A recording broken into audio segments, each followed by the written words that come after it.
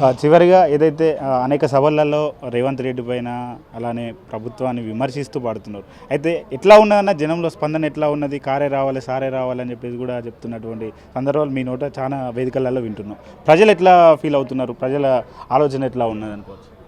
ప్రజల ఆలోచన ఎట్లుందంటే, కాంగ్రెసు పాలన ప్రజలను ముంచే పాలన, రేవంతు పాలన ఇండ్లను గూల్చే పాలన, ఇది దోపిడి పాలన దొంగల పాలన ఇండ్లను గూల్చే పాలన. కాంగ్రెసు పాలన ప్రజలను ముంచే పాలన, రేవంతు పాలన ఇండ్లను గూల్చే పాలన. అధికారం లేనప్పుడు అమలు గాని హామీలు, అధికారం వచ్చినాక అడ్డమైన కూతలాయే. నిరుద్యోగులందరినీ రెచ్చగొట్టి గద్దెనెక్కి మార్పు అనుకుంటూ మనల వచ్చినోడు వాడు ఢిల్లీకి పోవుడు తప్ప గల్లికి చేసింది లేదు. కాంగ్రెసు పాలన ప్రజలను ముంచే పాలన, రేవంతు పాలన ఇండ్లను కూల్చే పాలన.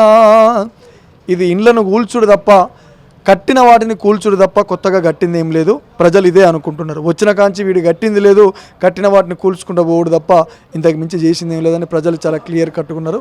ఖచ్చితంగా రాబోయే రోజుల్లో మా మాటగా మా పాటగా ప్రజల బాగు కోసము ఉన్నటువంటి తెలంగాణని మళ్ళొక్కసారి ఆంధ్ర పెట్టుబడిదారు వ్యవస్థ కింద తాకట్టు పెట్టకుండా ఉండాలంటే ఈ ఓటుకు నోటు దొంగ అయినటువంటి రేవంత్ రెడ్డి గద్దె దిగేంత వరకు ఖచ్చితంగా ప్రజల పక్షాన బీఆర్ఎస్ పార్టీ కేసీఆర్ గారి నాయకత్వంలో మా మాట మా పాట ఉండబోతుంది.